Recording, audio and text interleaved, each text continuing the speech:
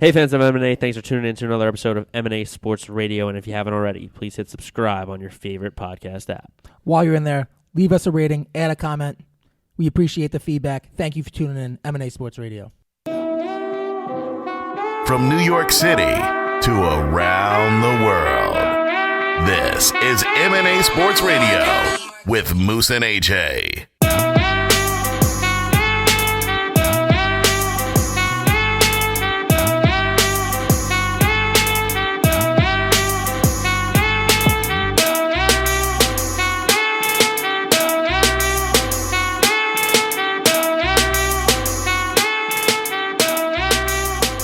M&A Sports Radio, AJ Nicoletti, Mike Moose O'Brien. On the other side of the glass, Matt Carriage over Micah. Matt, back from New Orleans. How was the trip, man? Phenomenal. Yeah. Can't recommend the city enough. It's a good spot. It's got a little something for everyone. Right? I've never been. I was when I was very young, so I don't remember a lot of it. But You can get as highbrow or as lowbrow as you want. right? Isn't that the best of a city? That's a great description of a good city. Good point. Let's begin in the NBA. The NBA playoffs, of course, and the big star, Steph Curry. He has a grade 1 MCL sprain. The timetable is 2 weeks to be reevaluated, but the real truth of that is you're reevaluated every day once you get to the facility, so that doesn't really matter. And ideally for them, they said it before the GM came on and said, ideally we're thinking it could be before, it could be later. You never know. It depends how his body reacts to it. It's weird because like 15 or 20 years ago, they were saying it before, like the medical examiners and stuff like that are so much more advanced now. They have the access to technology and equipment they use. They can see so much deeper. They would have never called this a grade 1 sprained MCL 15 years ago. So, I mean, that just shows how much better medicine is. And hopefully he gets back soon because it kind of takes something away from it if he's not in this and if they don't make a run at this, because 73 wins is historic, and I want to see them make a run at this thing. They're up 3-1 as we record this against the Rockets. They should finish them off, and I would say 5 games here. Close them off at home. Oh, yeah. Oh, my God. How about yesterday? Yeah, that was... Steph goes down. They went by 27. Yeah. So, interesting to see Clay and Draymond step it up. They will. They're very good players. The bench will step it up as well in Steph's absence. Kind of picture him coming back if the Clippers take care of business against Portland. They have a big game tonight. Portland got one already, but the Clippers are the better team. They should prevail. Looking ahead, if the Clippers and the Warriors match up in this second round, interesting to see what would happen in those first 3 games without Steph Curry, the possibility of... They said the 2-week mark would be game 5 of the next series. Would he be ready to go at that point? I think the longer that Clipper series goes, it's better off for them as well. The Warriors, it's more time off for Steph. The next game, like you said before the show, we're talking, they don't play till Wednesday. So you look at this and you go, they have 2 more days off here even before they play a game. So that's 2 more days for Steph just out of the gate here. So I think they're going to be all right. I don't know though. I think they could lose to the Clippers if they don't get Steph Curry in that series at some point. Isn't it crazy that we thought about who was going to beat the Warriors in 7 games? And what would happen and what would be the circumstances. If Steph Curry is out, they are still a great team, don't get me wrong. But they're not. They're not that team anymore. It shows how much harder it is for them when he's not on the floor. He makes everyone a better player. Absolutely. No question. He draws so much attention. Just I think more than anything, it's his range, his ability to take a shot from anywhere. You have to be on top of your game, and you always have multiple defenders on ball. And if he beats the first defender, the help comes, and you get an open shot. They're very good at rotating the ball on offense. Exactly. You can set back screens and stuff like that, and it's movement. You know what I mean? At that point, when you get chemistry down like that, guys know where they're going to be, and they can break down defenses like it's nothing. Be interesting to see what he can do with these days that he has to rest. Obviously, he's going to be out until the next series, but would it surprise me for him to be back a little bit early, maybe game 3 or something in the next series if it's spaced out? I don't think I would be surprised. It's the playoffs.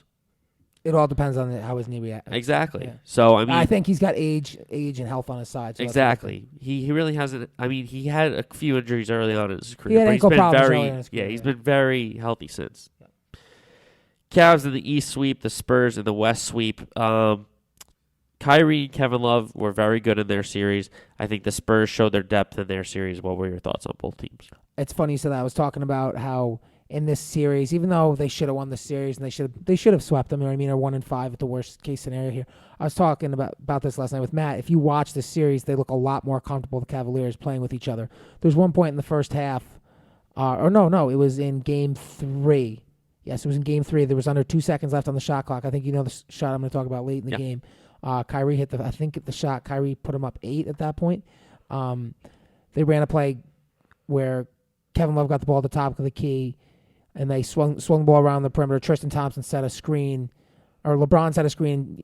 Kyrie came off and caught the ball in the corner and got it off just as the shot clock expired, and it just kind of put the game out of reach. Making clutch plays like that all the time, chemistry and moments that they didn't have last year, in part because of injury, but they never really were comfortable. I think first year with the new 3 All-Stars, that's tough to do, and they had a really tough go last year, and just when it finally seemed like last year they were getting going, they lost Kevin Love and then ultimately Kyrie in the finals. So I think maybe this is this something building here? We'll see. J.R. Smith's been shooting the ball well. No question. He was a big part in this series. He's going to be huge. I agree. They've played very well in those 4 games. And then you have to say that Detroit, yes, they get swept, but they're not far away. Exactly. They're not. They played hard. You got to give them credit. They did play hard. And Memphis, just ran out of horses. They didn't have enough. Exactly. Boston, Atlanta, it's 2-2.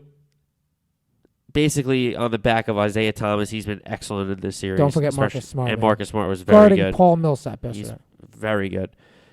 Thomas been excellent. They tie the game. They tie the series at 2-2. Jonas. Very interesting series here. A fact here. Jonas Jerebko with back-to-back doubles for the first time in his career. Last time it happened, he was on the Pistons against the Knicks, and Tracy McGrady and David Lee were on the Knicks. How about that? Very fun fact. Thought you'd like that. Yeah, I did.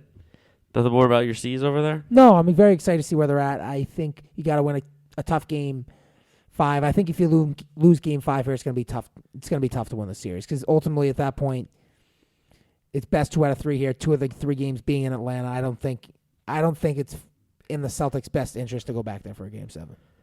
Good point.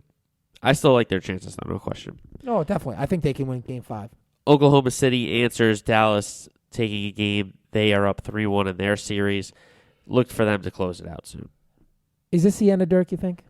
I think he can play still. I think he can, but like the other night, he gave everything. He had everything he gave everything that it's just not enough. They're not good enough. It's kind of sad to watch. I mean, he won. Yeah. Oh no, definitely. Great career. Probably the best European player ever. No, it killed them. He took that pay cut, and DeAndre Jordan. They didn't get the guys. They didn't get Dwight Howard. DeAndre Jordan literally burned them. They didn't get Tyron Williams the first time. Chandler Parsons is a nice player. It's not going to take you to the NBA title. No. Dallas was trying to be an attractive. You always heard about Dallas, like for Amari, for Carmelo, for those guys, but Cuban was always a player, and they got nobody. No. So, talked about the Clippers and Trailblazers already. Miami and Charlotte. Miami's offense has been very good in this series. Charlotte was taking a stance there, though. That's a big Absolutely. win. I thought this was potentially going to be a sweep the way the way the series started out. Miami's very dangerous. I think for LeBron, if he plays, the more I watch this, if the Heat play the Cavs, is this LeBron's worst nightmare? Is it his worst nightmare? If they lose, it is. That would not be good. Not be good for his career. But I don't think he's they will. been to 5 straight finals. But it's won only 2. He's won 2. He's 2 for 3. It's kind of bad. So 2-4 career. Exactly. So what are you gonna do? But I think that Miami, they should advance here. Charlotte might get another one, maybe push it to 6. This is 6 max. But yeah, 6 max. I don't see Charlotte's this going been a great story though. Yeah, I mean, good for them. They got a lot of good players over there. I've always liked Kemba. Kemba Walker took a huge step this year. Exactly. Frank Kaminsky, big rookie season. Solid, very solid. Much better than I expected. Nick Batum had a huge year. Last series in the East, Toronto and Indiana knotted up at 2 games. I think the whole storyline here is Kyle Lowry's just not healthy. I don't know if you've watched this at all. Paul George's having a great series. Don't get me wrong, but they're not gonna be able to get out of this. I don't know if they get by Indiana if Kyle Lowry keeps up playing this way. He's ineffective. And Toronto, I thought they had a chance to come out of the East at one point, even as far as a month and a half ago. I don't think they have enough. Kyle Lowry's their best player. You have to play him, right? As good as DeRozan is, yeah, you have to. As good as DeRozan is, Kyle Lowry makes that go. You have to play him. And they don't have enough outside those two guys, so they have to be healthy. And, as the first round kind of wraps up here, we'll probably have another show with maybe a Game 7 or maybe one or two. But the first round of the NBA playoffs isn't the best. Once it gets to the second round, conference finals, NBA finals, that's when it's like better basketball. So That's what makes this Celtics-Hawks series so appealing, I think. I mean, I sound biased because I'm a Celtics fan, but I think if you've heard people talk today, I think there's a genuine like for the way the Celtic team plays, and the way they're coached by Brad Stevens. It's very genuine. You got the star Nate Robbins, who's a 5'9" guy who's been counted out his whole career, and there are a bunch of guys who kind of were misfits. No one really wanted. You know what I mean? There are a bunch of guys no one really wanted. They don't really have a true center. They got a lot of guys. They have a lot of guys that are interchangeable parts, and it's pretty cool to watch. they're a true team. Yeah. They are a very true team, and they are coached by a very, very smart young coach in Brad Stevens. So they're very exciting to watch. That's probably the best series to watch, I would say. Right? No, I agree. I think it could be, coming into this, before Bradley went down, I thought it could be the series of the first round. Like, you know how Celtics Bulls was in 2009? Yes. When KG was down, I thought it could be More than a few overtime games. Yeah, if I'm not 100%. That series, man. Whew. Scotty Brooks, some offseason news now. Scotty Brooks hired by the Wizards. I like this hire. Yeah, it's just like Kevin Durant's not going there. Like this is clearly a play at that, and he's just not going to go there. They even if they sign him, it would be John Wall, Bradley Beal, Kevin Durant. Like you're not beating the Cavs. That's an interesting three, though, if they stay on the court. Think about what you just said. Exactly. And like Wall has been and injured. think about Sometimes Beal has been injured. I like to think Durant has been injured. I think I like to think the best chance for him to leave is Boston. But do you know how hard it's going to be for him to tell Russell Westbrook, "Hey, I'm out"? Like that's really tough. That's really tough to do. That's like you could argue Russell Westbrook. I definitely think is the most athletic player, or point guard for sure. Maybe the most athletic player I've ever seen. So that's the type of talent you're moving away from. But it's the Spurs have never gone away. The Warriors kind of just came on the scene and just took over. And after they traded James Harden, they never really got back. So it's kind of gotten to the point where is it ever going to work? Can you really sign for 5 more years if you're like, hey, Russ could leave next year and I really don't know if this is going to work anyway? I think his move dictates what Russ does. Oh, for sure. There's no doubt because about that. I don't think Russ would be the guy in Oklahoma City if Durant leaves. I think he would bolt too then. Yeah, that's what because then I would think it would be like a him and KD thing. Like they were the two in Oklahoma City. Then like if they both leave, then it's like definitely separate history. It's not like you can compare. Oh well, Westbrook stayed, or oh well, Durant stayed and the other one left. Like it's a different comparison. Oh, for sure, they're not both staying. No, it's one or the other. You know what I mean? It's like if one goes, I couldn't agree more. I think they were in this for the long haul together. They both got drafted around the same time. They built something with him, Jeff Green, Harden, the Brewingtons. Remember that thing early on in their career? And just this may be the end of an era there. And that'd be a tough loss for Billy Donovan, who'd finally left Florida after all those years and built a basketball powerhouse at Florida that's a traditional football school. 2-time national champion. Yeah. Yep. Back to back. So I would suck for Billy Donovan, no question, to see those two players. Those are like two of definitely the top 10 players in the league. 2 of the top 6, 7 players in the league. That's what I'm saying. So, interesting to see what Scotty Brooks can do in Washington if they don't get Durant. They probably won't, but if they don't get Durant, Wall and Beal, if you get Nate Ainge or Todd are getting old, let's be honest. Yeah, but they're locked in. But Wall and Beal, that's a pretty good backcourt. Yeah, Wall's still in the midst of that contract. I think it was 5 years, $85 million. He signed a few years back. So I think Bradley Beal's the key. You got to keep those two locked up long term. Absolutely. Tom Thibodeau signs in Minnesota. Perfect fit. It is a very good fit. I think it's perfect for a young team on the rise. I just don't like giving him all the control.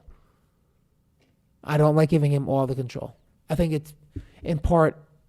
No, I don't mean to sound harsh. And part of it is Flip Saunders passing. They kind of needed a guy to come in and take both roles. It's always kind of been one guy in Minnesota. Yeah. So I think they're just trying to continue that. Kevin Garnett had said if his body physically couldn't hold up, he would move to a front office role next year. I'm surprised I don't think he wants to. I think that's part of it. It'd be interesting to see him play with Thibodeau for 1 year, even if he plays 40 or 45 games again next year. We'll see. Should be interesting. They said he wants to play. That'd be interesting to see. I don't know if he would. They can make the playoffs next year. Absolutely. Like, I think If they commit to defense as a young team and playing like smart basketball, they could probably win in 3 years. and say they draft like Chris Dunn. Yeah, if they can get another guard. Because Wiggins, Like within the next 5 years, Wiggins and Towns are within the very next scary. 5 years, they would be the biggest threat to Golden State. Towns is going to be a unbelievable player. Yeah, they're going to be very good for a long Towns time. might be an all-time great. I'm just going to say that right now. He's that good. He's that good. Byron Scott out, reportedly, as the Lakers coach. Worst 2-year stretch in the history of the franchise. I mean, what do you need? What do you need to say? You stink. Very true. And that's a team 36 and 128. it's not good. 36 and 128. Wow. I knew Ball- it was ball bad don't this lie. season, but that's terrible. It's really bad. So, Lakers, who do you think they go out and get? I saw I Derek think- Fisher today. Oh, my God, no way. Luke Walton's on the list, but I don't think he's going to take a Luke job. Walton does I- not I- leave. I don't like. that That's what I'm for saying. that. I heard He does the not Knicks- leave Golden State for the Lakers. He's not, or the Knicks. I mean, why would you go to either of those jobs right now? It's a dumpster I agree. fire. It's a dumpster fire. But who knows? I think if anything, I guess he'd take the Laker job. I just don't think now is the time. I think he stays at least another year. Gets himself another ring probably. So, good situation for him to be in. A lot going on. NBA playoffs. Steph Curry's injury. We'll see what happens. Coming up, we'll talk to our NHL insider, Rob Coliani, about the first round headlines and a little preview of the second round of the Stanley Cup playoffs. Then we'll touch on the NFL draft. Tom Brady and Deflategate news back again. Baseball, some soccer, UFC, what pissed you off, all coming up. MNA Sports Radio. Back after this.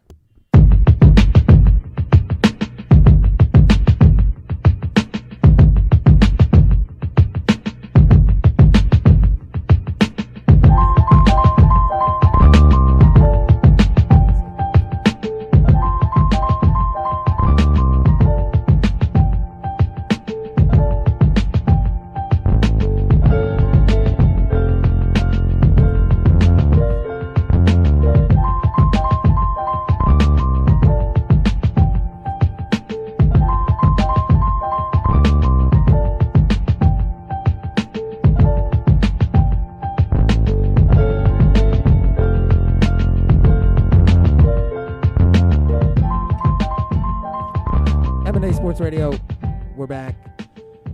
NHL playoffs heating up. As we move on here, a lot to talk about. Our NHL insider, Rob Coliani, on deck. Our NHL insider, Rob Coliani, joins us now in his weekly spot during the Stanley Cup playoffs. Rob, welcome. How are you? I'm a little depressed, man. The Rangers know. are out. The Islanders are in. It's a different feel for is. this time of the year, but all the credit to that team in Brooklyn now getting to the first round, through the first round for the first time since '93. We'll start with So, yeah, let's get it going. We'll start with the Rangers and the Penguins. Penguins really dominated this series. It was not the Rangers series. You could just tell from the bounces. Penguins really played well. They got the goaltending from their third-string goalie in Game 1 and their second-string goalie in Games 3, 4, and 5. I thought the Rangers kind of quit in Games 4 and Games 5, to be honest. I didn't like their effort. I didn't really like their effort the whole series. They were outworked and outplayed, I think, the entire 5 games. Yeah, absolutely. The way you saw that series unfold, it was sort of how you thought it was going to be when the Rangers drew Pittsburgh in the first round. I think it was more denial on Ranger fans' part to say that this was going to be a close series and that past experience was going to help them get through this series, because you had Pittsburgh coming in red hot and you had a very inconsistent Ranger team stepping in here against the Penguins. And let me tell you something, for the first time in a very long time, Moose, and I know you'll agree with me on this, this is the sneakiest Penguins team that I've seen in a very long time. I don't think the Washington Capitals know what they're in for. I don't think a lot of the league expected after the slow start the Pittsburgh Penguins to turn it on the way they have, and I think a lot of that has to do with Mike Sullivan, the way he's coached them down the stretch. But it's as simple as this. The Rangers were outclassed in every position on the ice. In goal, Murray was sensational. Lundqvist looked like he was 40 years old. The defense of Pittsburgh was strong with Letang. You couldn't find a defenseman to cover a spot for the Rangers. And quite simply, offensively, when you have to deal with Sidney Crosby, Evgeny Malkin, and Phil Kessel scoring on all cylinders, that's almost near impossible to beat, especially if you're constantly being shorthanded and giving them power play opportunities. And Moose, I'm sure you agree with me on this one, that there's definitely going to be changes in Rangertown next year. And for Pittsburgh, I think the sky is the limit. The way they're playing, I wouldn't be surprised if they eked past Washington. And once again, Washington coming up short. But yeah, this was just a series that was pretty typical.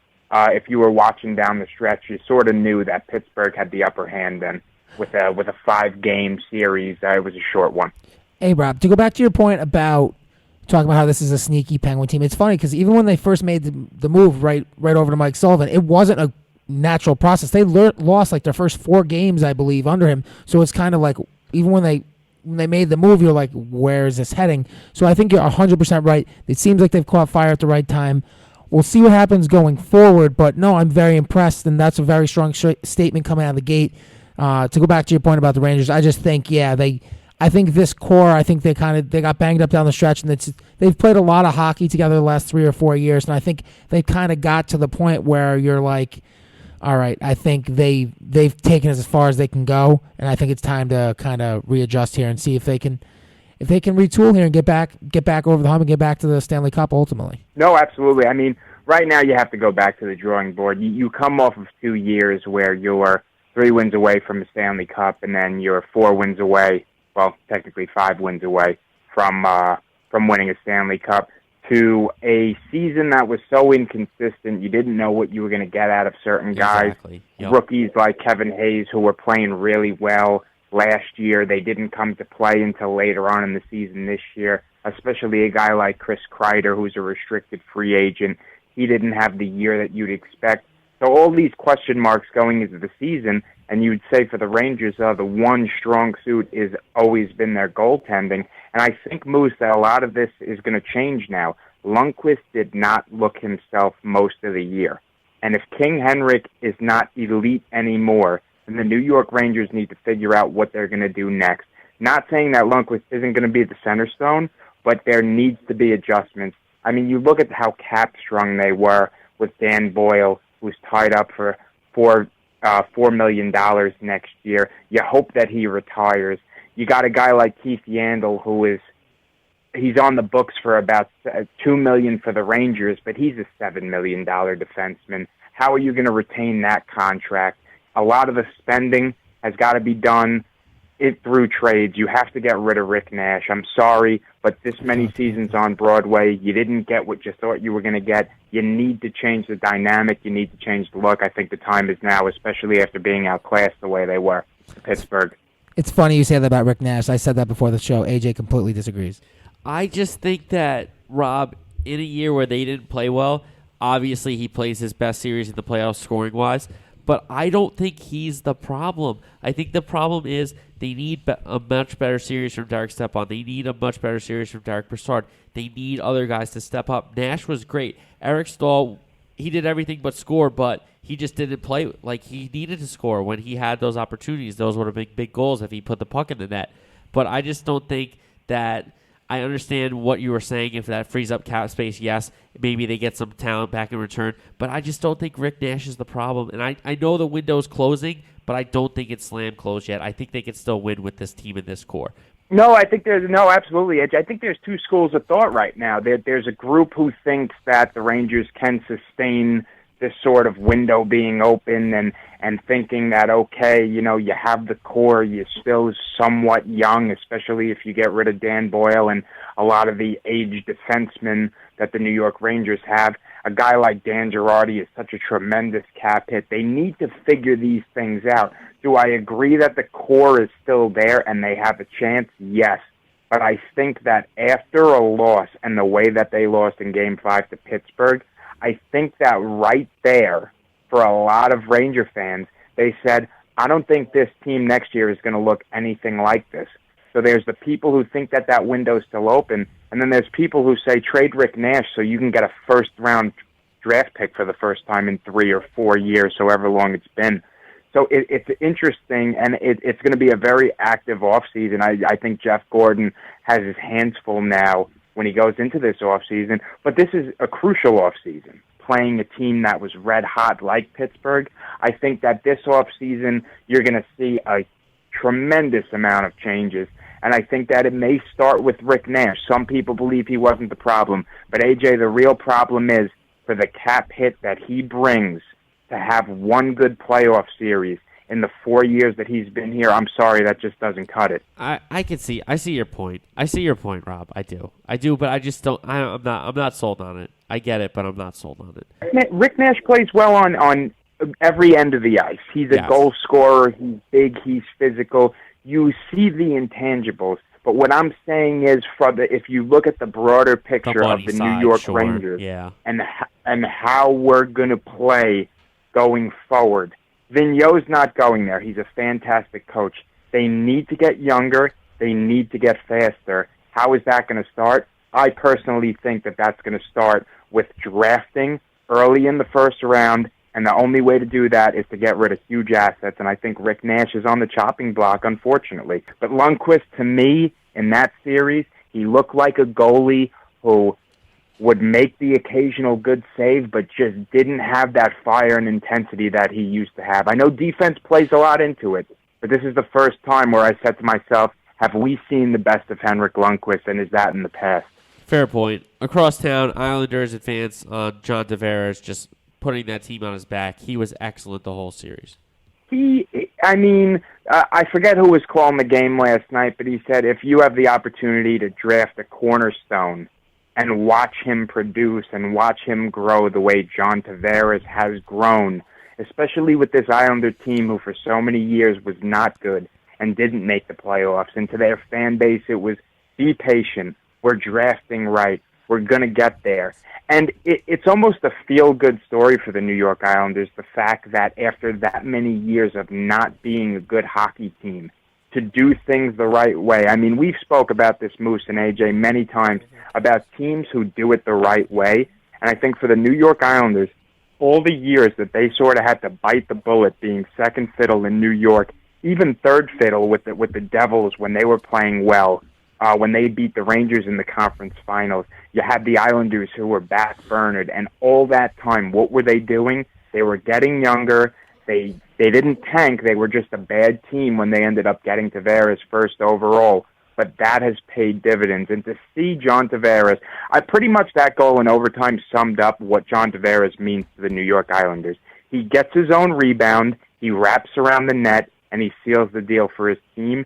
He brings an intangible that only Alex Ovechkin and Sidney Crosby, and I want to say Jonathan Toews and Patrick Kane bring to the game. But John Tavares is the real deal, and don't be surprised here if the New York Islanders catch fire, because that was an inspired performance by the number 91 of the New York Islanders last night. Rob, the Caps finally take care of business against the Flyers. I think the biggest surprise to all of us who watched... Oh, Moose, and I was sitting there hoping that my prediction came out. Oh, if they could have won Game 6. It's too funny. But I think the biggest surprise to me after watching early on what happened was that it took so long. The Flyers were kind of on their last legs, but the Caps finally take care of business and sets up a big series with the Penguins here. And so we'll see what happens here. We got the Crosby-Ovechkin rivalry setting up there. We'll get to that later. So big win for the Caps. One of those wins where it's just kind of character building. You won some tough games. See if they can keep it rolling.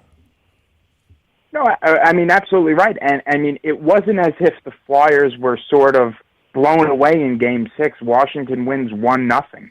You know what I mean? I mean, you're in a hostile building in Philadelphia. They were definitely feeling it, saying, oh, if we could only get to a Game 7 here. The 5-on-3 that Philly had in the second period was abysmal. Did you see that? Those are the things, though. A team like Philadelphia, who was going to be outclassed by Washington, however you looked at it, those are the moments that if you're going to beat a team like Washington, you have to capitalize. I mean, not to reference the Rangers again, but in that series, special teams played such a huge role. You have to be able to score when you go on the power play, especially against a team like Pittsburgh and especially against a team like Washington, because you don't know when you're going to get those opportunities again. I think for Philadelphia, that was honestly a huge step for them, being a team that wasn't supposed to be there, and to win those two games. It was inspired, losing their owner. We talked about it last week. And let's just say that Washington squeaks out Game 6.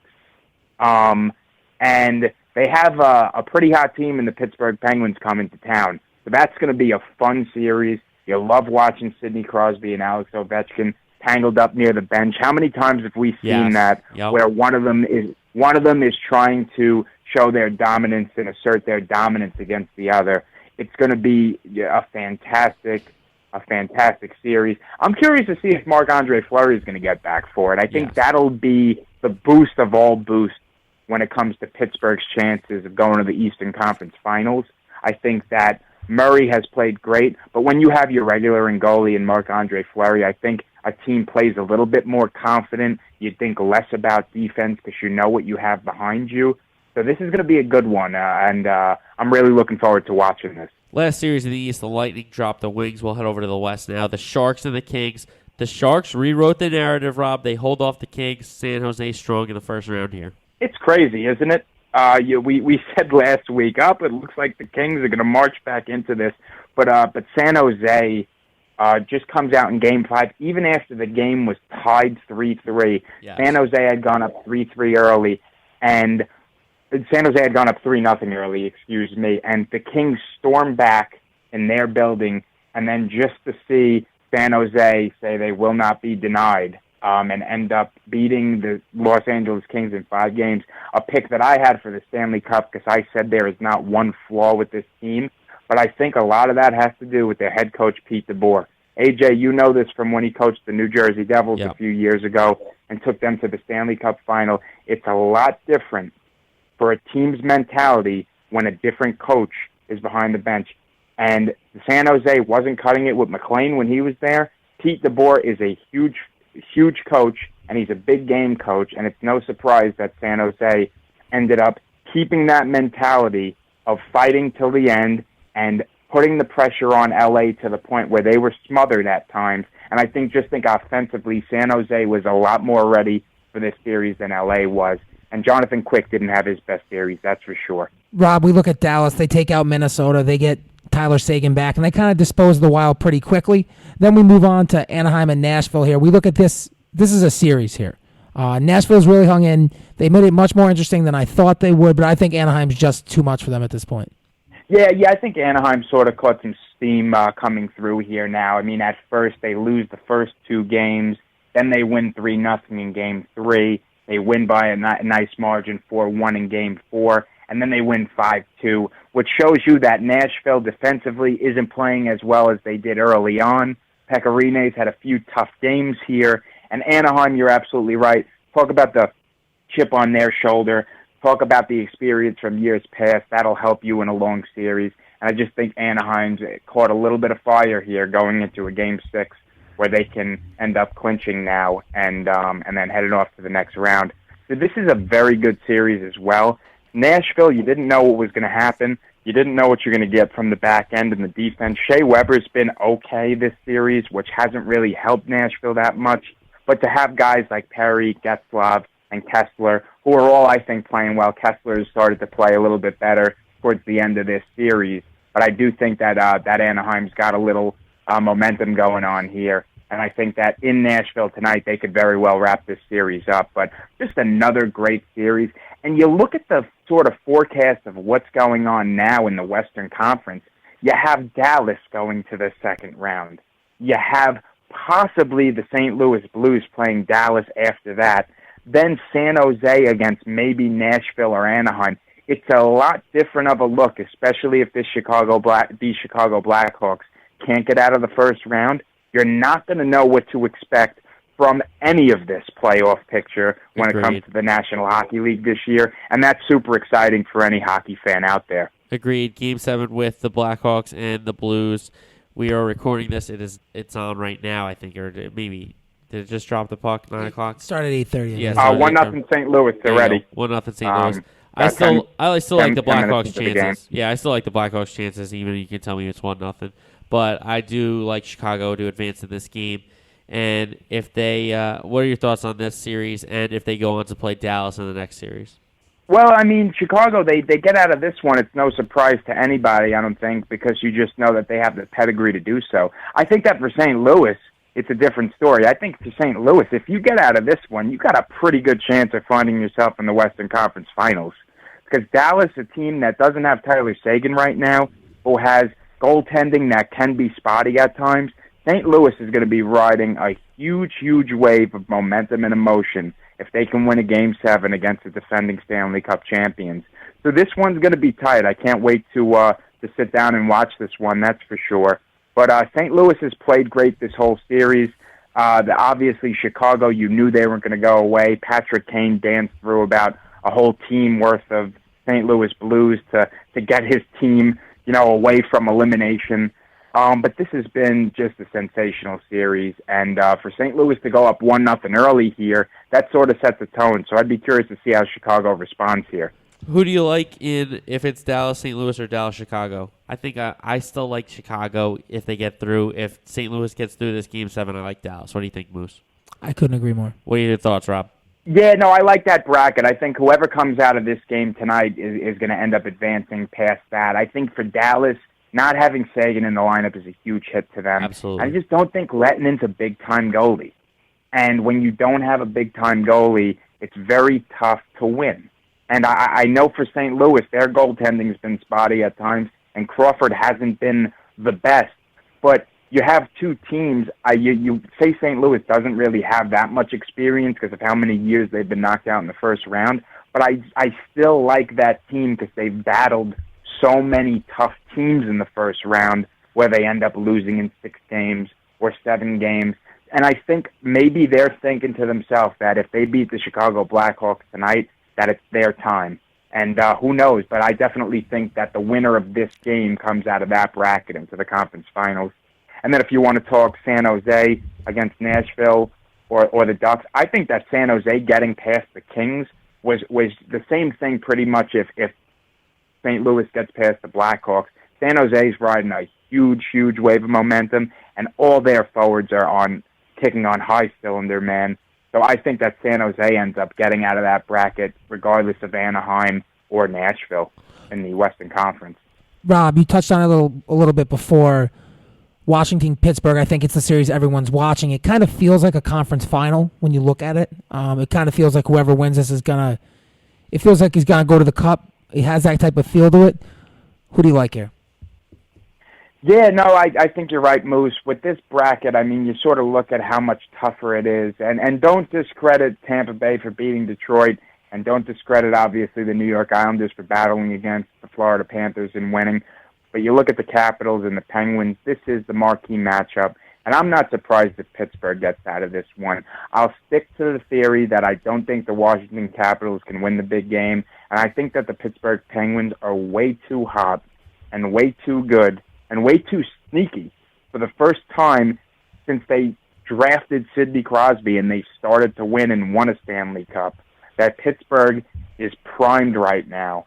And when you have a backup goalie who's playing as well as they are, that just goes to show you that what's going on in front of him is perfect. It's near perfect. You saw in Game 5 what they did to Henrik Lundqvist and the New York Rangers. And if the Washington Capitals have any lapses in defense, Pittsburgh's going to take advantage. They did it all series against the Rangers.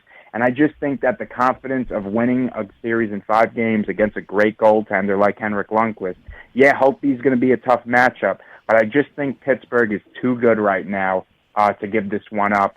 And it's going to be a great one, that's for sure. Other series in the East, Islanders, Tampa Bay. You kind of got to like the Islanders' chances here going forward with no Stamkos in the picture for the Lightning. You do. You absolutely do. I mean, Thomas Greiss has been such a huge story in the way he's played for the New York Islanders. And you look at Tampa Bay as a team that's banged up. Detroit limped into the playoffs, let's not forget. So you look at the series against Tampa Bay. Was it a test for Tampa Bay against Detroit? There were some close games, but not really. You sort of knew Tampa Bay was going to find a way, especially me and Moose talked about it off air, about how great Ben Bishop's playing. But you're right, AJ. The Islanders right now are riding this high after winning their first playoff series since 1993. They're going into this Tampa Bay series with a lot of confidence. You have a banged-up Tampa Bay team. AJ said no Stamkos. You will rely on the goaltending heavily, especially defensively, as you move on into the playoffs. The games get tighter. The competitive level even rises. You didn't think it could rise any more than, the first round, but it just tends to happen in these Stanley Cup playoffs that games are closer and the tiniest little mistakes can cost you. But if this is going to be the year the Islanders advance to the Eastern Conference Finals, I think they have a pretty good chance with a banged-up Tampa Bay team down there. Still no Strawman, still no Stamkos. They got through Detroit. That was Tampa Bay. But I think the Islanders have a good shot here at finding themselves in the conference finals. Rob, as always, thank you so much for calling in. Again, our NHL insider, Rob Coliani. Rob, we look forward to having you on next week, man. Thanks again. Thanks, Rob. No problem, gentlemen. Thanks to our NHL insider, Rob Coliani, joining us. Another great spot from him. He is always on point with his NHL takes. So, show sponsored by Atomic Wings, atomicwings.com, the awesome, authentic Atomic Wings.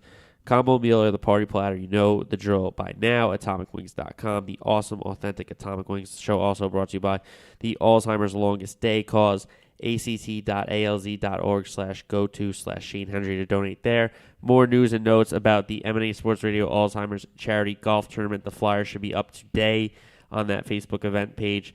11 a.m. shotgun start, check-in at 9. It's Saturday, June 25th. The packages are on the flyer. 3 different packages for golf. 1 no golf package that includes the open bar and food. Come, we're going to have a raffle. It's going to be a great time. So all that information is up there. Sponsorship opportunities, email masportsradio@gmail.com. We'll come back. NFL Draft Talk, Tom Brady, Deflategate, MLB, soccer, UFC. What pissed you off? All coming up. M&A Sports Radio. Back after this.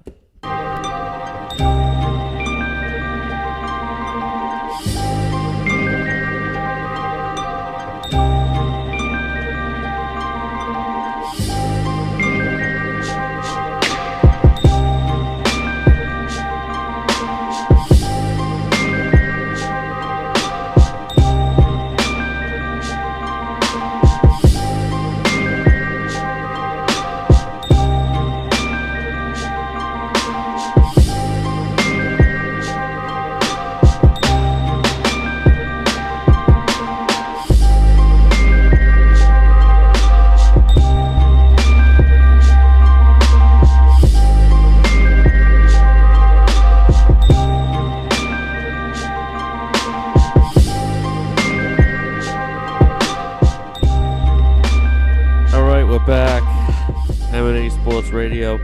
All right. What do you want to do first? You want to do draft or you want to do Brady? Let's do the NFL draft. Okay. So, the Rams, obviously here, it's got to be Goff. It's most likely Goff. What are your thoughts? I think it's a good fit. Cal guy who played on some teams that weren't necessarily great. They won 8 games, got to a bowl game. His presence in the pocket's pretty good. I don't know what to make of these two guys because I feel like these guys didn't go to big time school between him and Cameron Wentz. Yes. It's so weird. I don't know what to think. And then you look at a guy like Paxton Lynch from Memphis, who's another potential first round pick here as a quarterback. I'm like, I just don't think these guys would have been first round picks like 5 years ago. I agree. That's what confuses me more than anything. I agree. But I think there is some players. Don't get me wrong. You want to get into them? I think Goff is there at 1. For Philly to do this trade, you have to be taking Wentz. You have to be taking Wentz. Yeah, there's no question because for them to get up there to 2, for no other reason but to get like a player, not a quarterback, that doesn't make any sense. I just don't get it though. You just re-signed Sam Bradford 2 years, $36 million. Then you give Chase Daniel 3 years, $21 million. And now you're gonna go. I don't get it either. If you knew this is the direction you were headed, why did you sign Sam Bradford? Exactly. So Cleveland goes back to the 8. They get a ton of picks from the Eagles. So the Eagles really banking on this 2 pick, if it's Carson Wentz, for him to be a player for them in the future.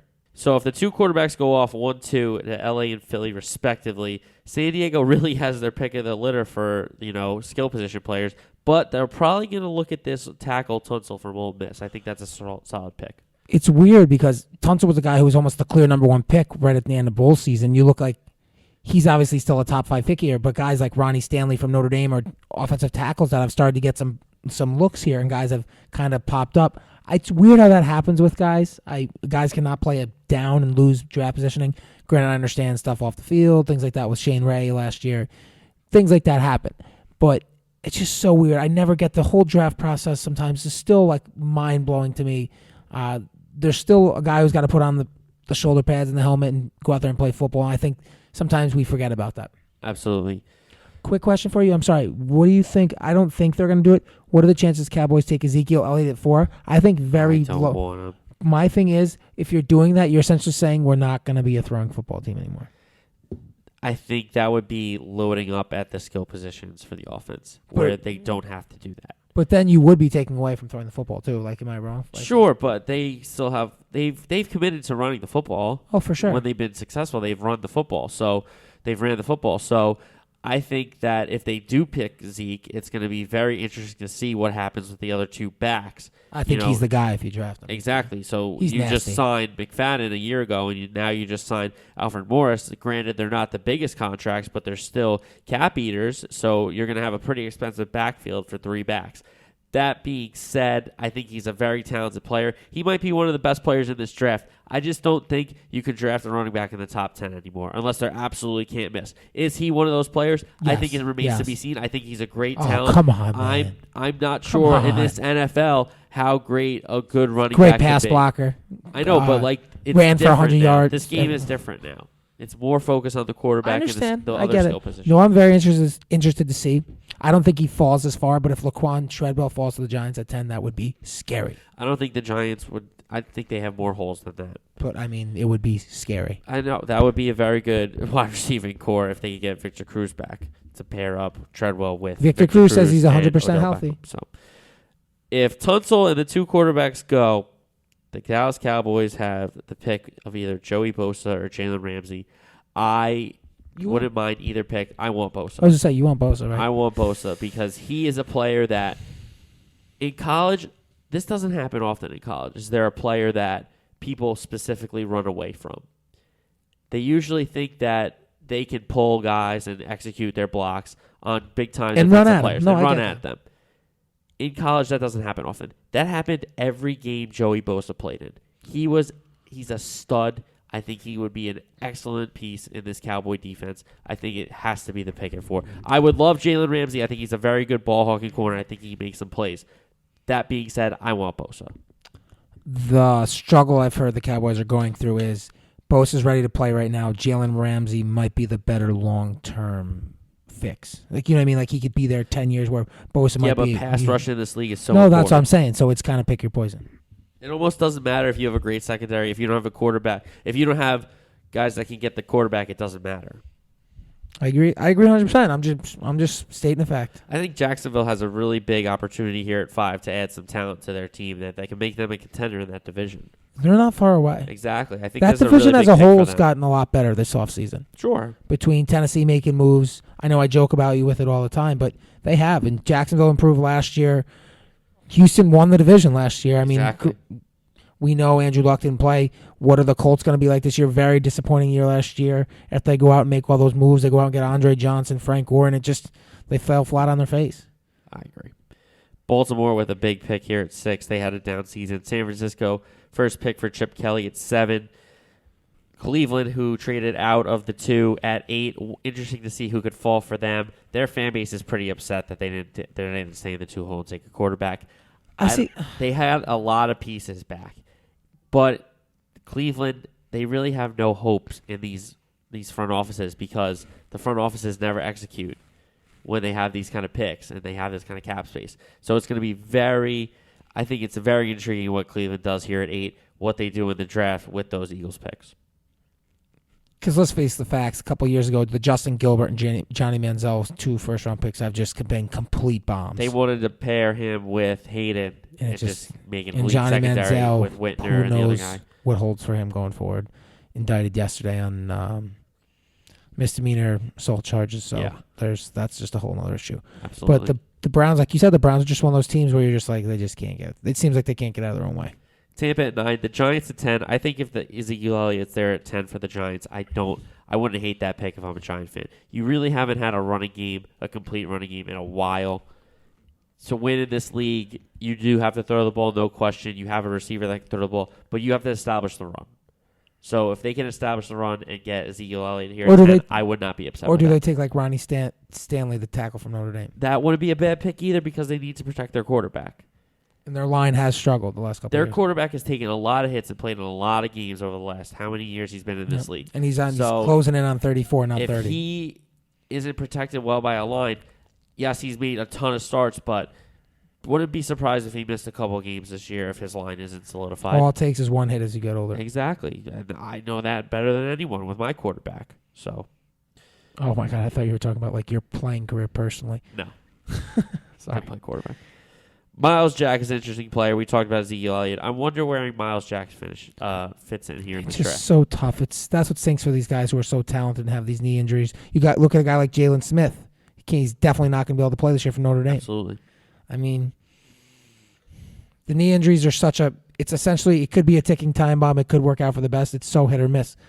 I think Jalen Smith was probably a better player in college, but Jack was a better prospect. Does that make sense? I could see it.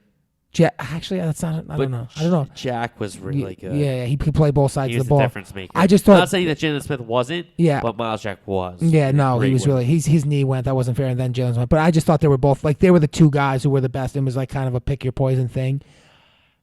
I think Jack still goes in the top 10 or 15. I don't know where Jalen Smith goes here. He's got a $5 million insurance policy if he falls the second round. It's just, will he ever be anything at the next level? That's the tough part. That is the tough part. We will talk about all the picks made here, interesting trades if there's any made. You gotta watch the draft. It's very interesting stuff. Oh, I'm the draft. very excited. Because it's like a sign of what your team's thinking about. You get a peek at what the front office does, like in the moment kind of a thing. You like see them go through it. I think like a couple of years ago, I think the Vikings missed a pick, so that was pretty Yeah, hilarious. that was So, what, like, 07? Yeah, Something so, wow, jeez. It was. That's what it was. I think it was like 06, 07. Anyway, so draft Thursday, Friday, Saturday. Is it Sunday as well? I don't know. I believe so. It's at least Friday. It's at least Thursday, Friday, Saturday. Yeah, so I wish it was in New York.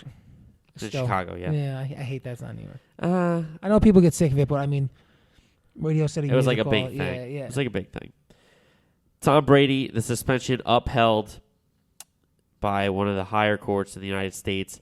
Brady has three options: take the suspension, appeal the appeal to the same court, or go to the Supreme Court. Those are Brady's three options. This will be very interesting to see how this plays out. I get he really wants to fight at this point, but when does it get to a point where you're just like, whatever? That's my whole thing. I get it that you want to make a point, and I think he has made a point. If he wants to make the real point, he's going to go to the Supreme Court. If it has gotten this far, why not? That's the thing.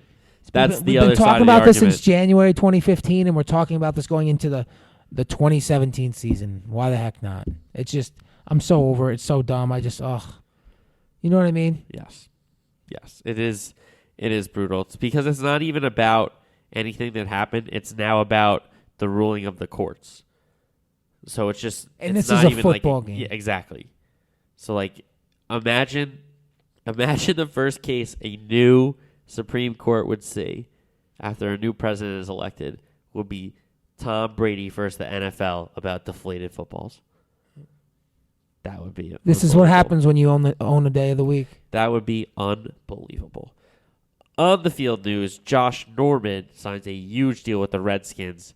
Interesting fit here. He's going to play against his buddy Odell Beckham twice a year, Des Bryant twice a year. And he gets Antonio Brown early. He's very early this season. So Josh Norman, kind of called the Carolina Panthers bluff, and then he went and got his money. But my thing is, the whole storyline here now that like he tried going back, and he's like, I fired my agent, I'll come back. They're like, nope, sorry, we already filed the paperwork too late.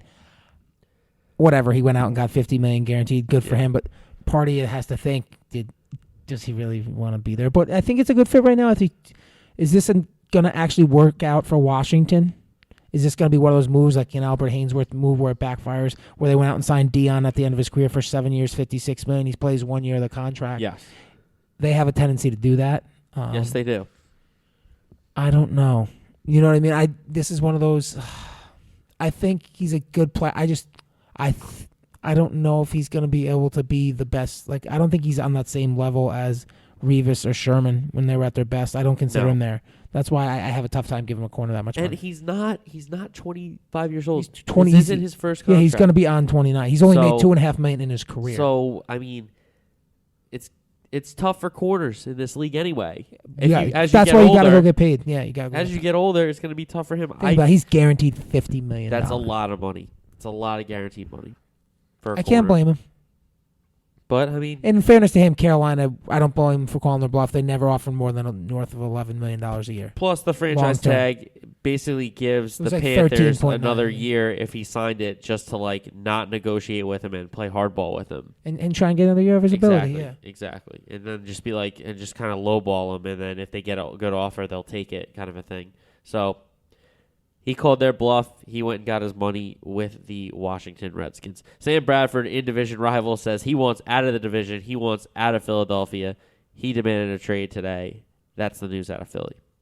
I heard someone saying today, I think it was Danny Cannell, is this a possible destination? Would this be a fit for Sam Bradford to end up in Denver now? He'd have to take a huge pay cut. Huge pay cut. But I wouldn't... But him with a good defense like that and a good offensive line could work. That could work. And if they solidify that running game, that they've had a good running game in the playoffs, that's how they won a lot of games. So. I just think it's so crazy how even in sports, not even today's NFL, today's sports, how Sam Bradford, a guy who's virtually never proven anything consistently, can feel the sense of entitlement after getting 2 years, $36 million, $26 million guaranteed, can demand a trade. I don't know. It's just the last of the quarterbacks that got paid. Yeah, it's just unfair. He's made so much freaking money. And he really has not. I'm not going to say earned it because, I tell you go out there and get any dollar you can. But that being said, to compare him against other quarterbacks that have made less than him, he really fails in comparison. Over to baseball. 3 teams in the NL that you got to talk about, and you got to know that are the 3 best teams are the Cubs, the Nationals, and the Mets. I'm going to be very interested to see the Nationals and the Mets compete all year in the NL East because, listen, you don't want to play this wild card game. You play either Pittsburgh and then you got to throw your ace against them. And Pittsburgh, if they get in one of those games, you got to figure they're going to win one of them anytime soon. Yeah, they're due to break through. Exactly. So I just don't know. And Chicago's really good. So I think Chicago's as good as advertised. Like I said before the year, I think they're going to win the World Series. They're better than I thought they were. Anthony Rizzo's unbelievable. They lose Schwarber, but they have still Soler. They have other players that can play the outfield. They can move Bryant out there if they really have to, if they're in a pinch. But that team is solidified. They're very good. Joe Maddon's got them pitching, hitting, playing baseball the right way out in Chicago. Washington and the Mets, I think that's going to be all year, back and forth. Couldn't agree more. That division every year is the best division in baseball, probably the last 3 or 4 years. Each team's kind of had their own injuries, kind of a little transition. You look at a guy like Jake Arrieta. I've talked about it with our producer Matt before. Since last June, he's 20-1 now. He threw the no last time. 2 no-hitters in 11 starts or 17 starts or something. Unbelievable. He's unhittable. And he didn't have his A stuff the other night. And not to mention, you're winning the game 16-0. It's tough to keep yourself in the zone when you're winning a game 16-0. You have to sit there 45 minutes between half innings. I found something. I don't know how much deep you want to go on the baseball topic, but I heard an interesting stat the other day about Barry Bonds. Oh, here we go. Go ahead. No. I thought you'd be interested. I'm just kidding. Go ahead. In 2001, the year he hit 73 home runs. Okay. He finished that year with 177 walks, right? Okay. That year, if he didn't get, if he would have continued his, home runs per at-bat rate, he would have finished with 84 home runs. Yeah. In 2004, he had 232 walks. Okay. 120 of them were intentional. Yeah. The second closest intentional walks ever in a season was 49 by Willie McCovey in 1959. Isn't that amazing? And Babe Ruth is not in the top 50 all-time in intentional walks. Oh, it was a different game. No, but still, that's crazy. Exactly. I believe there were multiple times where managers elected to walk Barry Bonds with the bases loaded. Yes, Buck Showalter still. Yeah, Buck Showalter would. I mean, that's incredible. 232 walks. Exactly. I mean, they just did and he not. Still hit 45 home runs. I hear he had 345. It was just they didn't. I think his on-base percentage was 525. They didn't want to come inside because he would turn it around, or it would hit him in the arm because he wore that body armor on his right elbow, actually his lead elbow. So you wouldn't come into Barry Bonds, and if you miss over the plate, that's gone too. So you kind of got to pitch him outside corner to the other batter's box, so because you don't want to miss or make a mistake. So I mean, you could just throw 4 straight balls that miss the outside corner by like inches, but you still walk them. So You really want to come in and make a mistake to Barry. That's an interesting stat. I knew, like, if you want to do, like, I've said this before, but, like, Barry Bonds' numbers are scary when he played for the Pirates, too. But you go back, you look at, like, Mickey Mantle's numbers, Maggio's numbers, like, Garrick's numbers, Babe Ruth, Ted Williams, like, like Roberto Clemente. Oh, like, it's unbelievable. Joe DiMaggio didn't strike out 300 times in his career. is that unbelievable? So, over to UFC. John Bones Jones wins. I didn't watch the fight. See, like I'm not in. No, but he's like the guy. If you watch like his highlights, you're like, oh, he's the best fighter. Yeah. He's 22. He improves to 22-1. He's had his out of the ring issue. Cormier again? He's gonna fight Cormier again. That's gonna happen. I think he's 22-1 now, and he just steamrolls dudes. He looks obviously brother of Chandler Jones and Arthur Jones, NFL football players. But you watch him; he doesn't even look like a UFC. He looks like he could play. He looks like he could play wide receiver. Sure. It's like highlight reel stuff. The way he hits people and jumps and knees people in the air. It's ridiculous. The McGregor saga continues. He says he's in for UFC 200. Dana White says he's out. Who the hell knows? Yeah. Who cares? I mean, I guess any press is good press. It's too much. You kind of got it on the same page and get it figured out. That's just my personal opinion. Soccer, real quick. Leicester City is now 7 points clear of Tottenham. They have 76 points with 3 to play. It looks like they will win the Premier League in a year. And how about Tottenham? Man City, Arsenal, United, and Liverpool and Chelsea. Only 2 of them are in the top 4. 3 of them are in the top 5. And Tottenham doesn't win the league. That's unbelievable. Leicester City, 3 to play. Looks like their league. UEFA Champions League, Ronaldo and Benzema will be back. They play Man City in one of the semifinals. I like Real, Bayern, and Atletico Madrid as well. I think you got to take Bayern there. So that was soccer. Did he get hurt today? Who? Ronaldo? Did I read something he got hurt? No, today? he's coming back for this game. Okay. Yeah, that's what I just said. I saw something on the ticker. I was trying to. I'm a big soccer guy, as you guys know. Huge footy guy over there, Moose. Moose, what pissed you off? We were talking about this. It's been like pretty viral. We started to see interview clips from post game yesterday with Rockets Warriors. Draymond Green been asked a question about there being floods and them winning the games, and the reporters kind of trying to imply like that the floods occurring in Houston have to deal with them getting a lot of 3-point shots. The way he was phrasing it was weird, and Draymond Green cut him off and he said, "Hey, dude, you asked me this the other day. This isn't really cool. I feel bad for the people in Houston. If I was from here, I wish there was something I could do." He's like, "I'm sure these guys will do something," but to go there is just like Twice. What is your deal? Like, what are you looking for? Where are you trying? Literally, what are your intentions with that question? I'd like to know, what is your thought process? I don't understand. Are you not looking to get a rise out of me? You think that's a really good question? Who let that guy get a credential? I'm serious. That's like so unprofessional. That's ridiculous. Who forged your transcript? Yeah, for real. Unbelievable. That's what pissed me off. AJ, what do you got? PGA Tour in swing, but a lot of the superstars aren't playing a couple of these tournaments. Jordan Spieth, Ricky Fowler, Justin Thomas, and Smiley Coffin all went on vacation. They were Snapchatting. It was pretty funny. They were just playing this game called Hammer, which is a really fun golf betting game if you've never heard of it. But it could get really pricey really quick because you could double the bet like very quick. But when you make $50 million exactly, a year, so it would be fun to see them play and what they're playing for. Obviously, it was probably just dinner or whatever what it ended up. Oh yeah, being. I'm sure. But whatever. Anyway, I'm sure it they're looked not like they were competitive having guys. a blast. They were showing it off for their fans. Like, a lot of people were happy in the golf community that some guys were, like, having fun and showing about it and, like, making golf fun again. Of course, in the golf world, there always has to be feedback. So the hot takes came in. They think it's bad for the game. They're not sending out the right message for kids. Obviously, they're inebriated on the golf course, and it's just not good. I mean, enough. Like, they're 25-year-olds having fun. They're awesome golfers, and they're carrying the sport. Ricky Fowler and Jordan Spieth have brought a lot of fans to this sport in a world where Tiger Woods is not present every tournament. So for sure. Those are two guys. And then Justin Thomas and Smiley Coffin are good young players. Smiley Coffin, I'm very impressed with him. Yeah, so. And then Rory turned it down, which is kind of funny. Yeah, I saw his text he tweeted out the other day. So, wrap it up. Thanks to our NHL insider, Rob Coliani, for coming on the show. Thank you to our sponsor, Atomic Wings, atomicwings.com. The Alzheimer's Association, The Longest Day, act.alz.org/go/to/Shane Hendry to donate there. Of course, the M&A Sports Radio Alzheimer's Association Charity Golf Tournament, June 25th. It's a Saturday. More flyer will come out. Cream Ridge in New Jersey. Going to be a great day, so the information will be out on the Facebook page. We'll put it on the website and stuff like that. Website, masportsradio.com. Other side of the glass, the producers, Joe Formica, Matt Ficcaro. Thank you for those guys. Fans, listeners, contributors to the show. Find this show on iTunes, SoundCloud, Facebook, Twitter, Instagram, masportsradio.com. Audio mailbag, 646-397-6368. We'll have on our NHL insider, Rob Coliano. He will join us on again next week to talk Stanley Cup playoffs, of course. Talk about what happened in the NFL draft, all that and more. NBA playoffs, of course. Moose, I thank you. Say what you got to say. See you next week.